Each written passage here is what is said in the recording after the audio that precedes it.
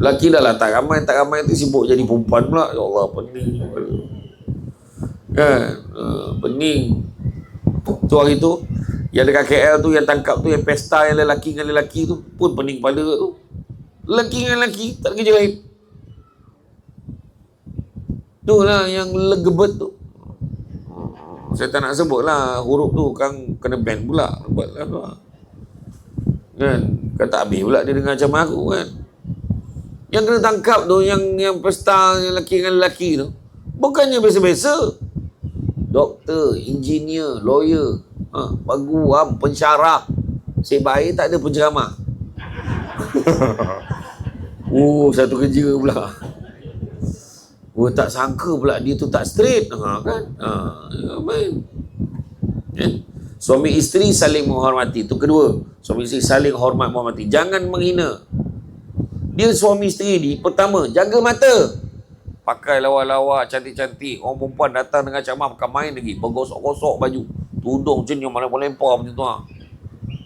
Dekat rumah, kau tengok baju binatang. Baju kelawar, gambut kembang je lah. Betul cari habitat. Orang lelaki pun sama. Kat rumah pakai keplekat, tak ada protection. Baju pun tak pakai. Iya. Dia kalau orang lelaki ni sebenarnya, kalau pergi semayang, kan, pakai jubah macam VVIP kita ni jubah lengan panjang, jubah lengan pendek. Untuk maklumat semua, orang Arab bawa tidur. Tapi tak adalah kata tak sah, sebab orang Malaysia ramai yang pakai jubah lengan pendek pergi semayang. Yang ini memang bukan jubah lah. Memang style baju saya tu memang semua memang baju Melayu saya. Memang anak beranak saya semua memang baju lengan pendek. Tapi memang kalau orang Arab, kalau nak buat, kita dah jemput Imam Arab datang tahun tu tarawih, dia pun tengok dia ni nak semayang ke nak tidur tu. Tu sebab kat rumah pakailah jubah lengan pendek. Kan tu sebab dia ada ropol-ropol, kadang ada tali lah apa semua tu kan. Sebab orang Arab buat tidur, bukan buat semayang. Tapi tak salah, pakailah. Orang Melayu tak apalah, pakailah kan. Tapi kat rumah ni gemar tak berbaju, pakailah tu. Nak tidur kan kau buka lah baju tu kan. Tu yang orang perempuan pun tanya suami, abang suka saya pakai apa? Tanyalah. Yang senap kat mata suami, abang tak suka kau pakai apa-apa, jangan pakai. Tak adalah. Abang suka pakai, saya pakai apa? Abang suka tengok kau pakai jubah yang colour purple tu, pakai. Ya, orang perempuan kan, cuba susun. Hari Jumaat pakai baju ikut bentuk badan, walau berapa pun dah bentuknya. Untuk suami tak apalah. Hari Sabtu pakai jaring, ambil kau. Hari Khamis pakai baju jarang. Untuk suami. Hari Khamis, Jumaat pakai baju apa? Baju ikut bentuk badan. Hari Sabtu pakai jaring, hari Ahad pakai jarang. Macam tu. Hari ni hari apa? Ahad.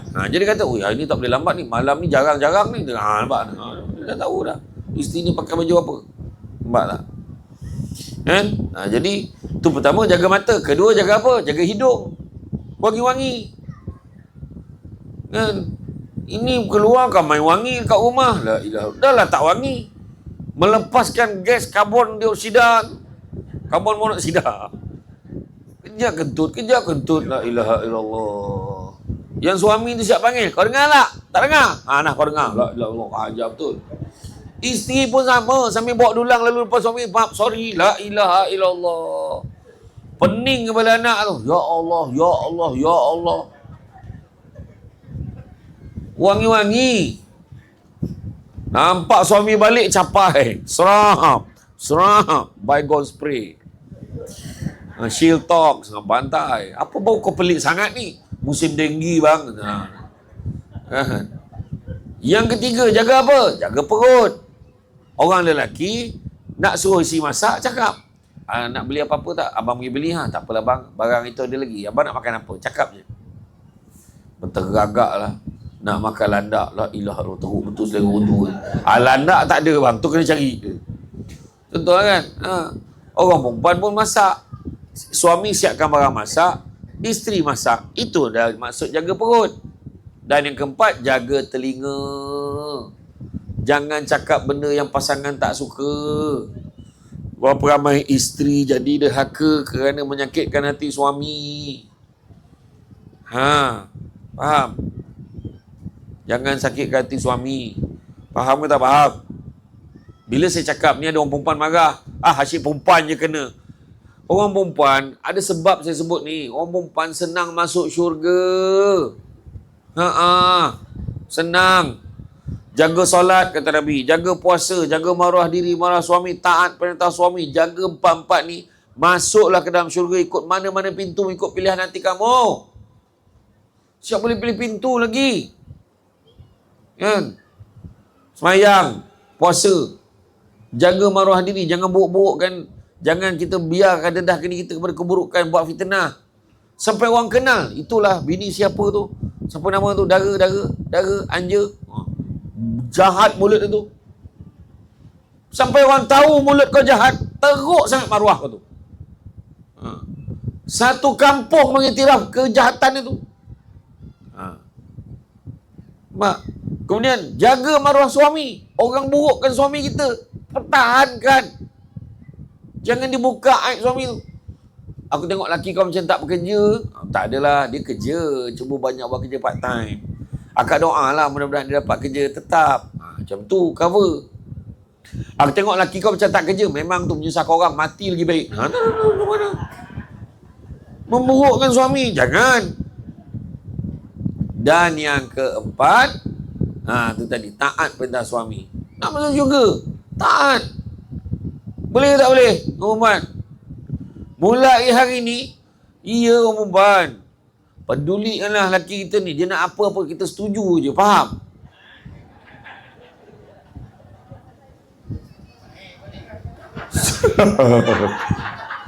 Dia kepala otak ada sain aja.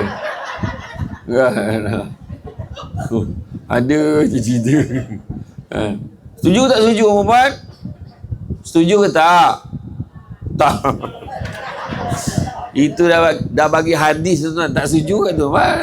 Nak tunjuk degil tak degil orang perempuan. Tu sebabnya Nabi waktu peristiwa Isra Mi'raj, Nabi peluang masuk tengok dalam syurga, tengok dalam neraka. Bila Nabi tengok dalam neraka, ramai orang tahu tu. Perempuan tahu tu.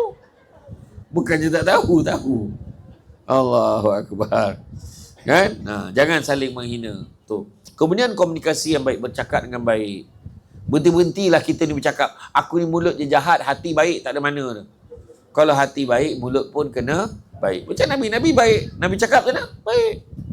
Kan? Kemudian saling memahami hak dan tanggungjawab. Tahu hak peranan kita, mainkan peranan masing-masing. Saya pernah cakap, nak bahagia dalam hidup ada 5 kunci. Pertama, kunci rumah. Kedua, kunci pejabat. Ketiga, kunci kereta. Keempat, kunci syurga. Kelima, kunci spare. Kunci rumah, maksudnya sistemkan keluarga kita ikut sistem Islam. Kunci pejabat, cari rezeki yang halal. Ketiga, kunci kereta, hala tuju bawa keluarga biarlah ke arah yang diredai oleh Allah Ta'ala. Keempat, kunci syurga. Nak masuk syurga ada satu je kunci dia, iaitu rahmat Allah. Nak dapat rahmat Allah tak ada cara lain, beribadah sebanyak-banyaknya. Dan yang kelima, kunci spare. Apa maksud kunci spare? Suami ada kunci, isteri ada kunci, anak-anak ada kunci. Sebagai ayah, sebagai mak ada kunci. Mainkan peranan masing-masing. Itu maksud dia. Mainkan peranan. Tahu hak dan tanggungjawab masing-masing. Kemudian ada sifat sabar dan memaafkan. Tak ada manusia sempurna. Keluarga yang kukuh ada keluarga yang belajar memperbaiki kesilapan. Begitu juga anak-anak dibesarkan dengan kasih sayang dan didikan agama. Anak-anak ni Nabi ajar ta'dibu auladukum bisalasati asya. Adabkan anak-anak kamu tu dengan 3 perkara.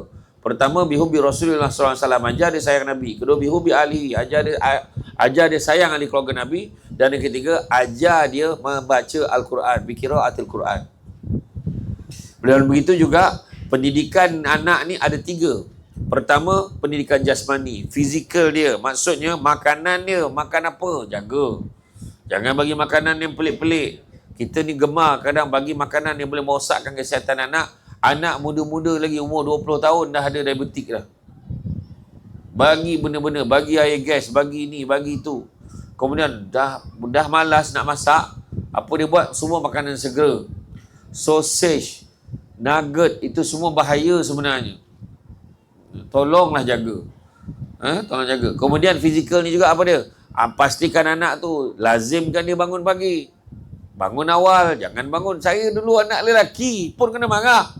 Biasa anak dara ni apa ni tidur tengah hari? Nampak? Ini anak lelaki, bangunlah kau ni, bangun lambik maha joki kau. Maha rezeki. Mak saya kata, bangun awal. Anak-anak yang usia 4 tahun hingga 10 tahun lebih mudah diasuh solat subuh berjemaah berbanding kanak-kanak berusia 40 tahun ke atas. Faham? Kedua, pendidikan apa? Pendidikan agama. Bagi pendidikan agama. Dan yang ketiga, pendidikan akhlak. Pendidikan adab. Ya? Kalau mencari pokok berbuah, pucuk elok baik dahan berdaun. Kalau nak jadi insan bertuah, duduknya beradab, tagak bersantun. Itulah dia. Ya, kemudian kepentingan keluarga sakinah ini melahirkan individu beriman, berakhlak mulia, jadi sumber ketenangan jiwa, mengurangkan konflik serta gejala sosial, membina masyarakat yang harmoni dan sejahtera. Jadi, formula nak membina keluarga sakinah ni, iman sebagai asas, ilmu sebagai panduan, akhlak sebagai perhiasan, kasih sayang sebagai pengikat, doa sebagai kekuatan, sabar sebagai benteng, syukur sebagai penyeri. Saya ulang balik sebab ada yang menyalin. Saya ulang balik. Formula membina keluarga sakinah, iman adalah asas, ilmu sebagai panduan, akhlak sebagai perhiasan, kasih sayang sebagai pengikat, doa sebagai kekuatan, sabar sebagai benteng, syukur sebagai penyeri. Jadi, tuan-tuan dan puan mati Allah sekalian, rumah indah dihias seri, bunga mekar di laman desa. Keluarga sakinah impian diri, iman dipupuk hidup sentiasa. Kesimpulannya, mana nak habis tu? Kalau dah kesimpulan, dah nak habis dah. Saya faham signal-signal nak berhenti tu, saya faham. Kalau dia dah menguap beberapa kali, bila setiap kali saya pandang dia menguap. Di mana dia bagi hint. Kan? Jadi keluarga sakinah bukan hanya keluarga yang sempurna, tapi keluarga yang berusaha nak menjadi lebih baik. Bila berlaku salah faham, mereka kembali berbincang. Bila diuji, mereka kembali kepada Allah. Bila ada kekurangan, mereka saling lengkap melengkapi. Rumah yang paling bahagia bukan semestinya rumah yang paling mewah, tetapi rumah yang paling bahagia adalah rumah yang di dalamnya ada salat, ada doa, ada salam, ada senyuman, ada kesabaran, ada saling memaafkan, dan ada kasih sayang kerana Allah. Keluarga sakinah bukan mencari pasangan yang sempurna, tapi bersama-sama menjadi hamba Allah yang saling menyempurnakan perjalanan menuju syurga. Rumah yang besar belum tentu membahagiakan, tapi rumah yang dipenuhi iman, kasih sayang dan reda Allah pastinya akan melahirkan keluarga sakinah. Jadi cukuplah sekadar itu. Terima kasih banyak. Bak kata orang, jarum patah di dalam peti buat menjahit kain bertimbun. Nasihat sepatah ada kalanya suka dimengerti, rupanya penawar bertahun-tahun. Cantik dipandang rumah penghulu, kayu tu okey dari papan. Alang-alang menuntut ilmu, subuti pasir kembangkanlah menjadi intan. Budak-budak membawa galah nak menjolok buah berangan. Kalau ada silap dan salah, dikata tidak, dicaci jangan.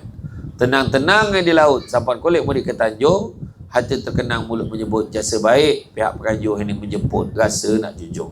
Itu saja daripada saya.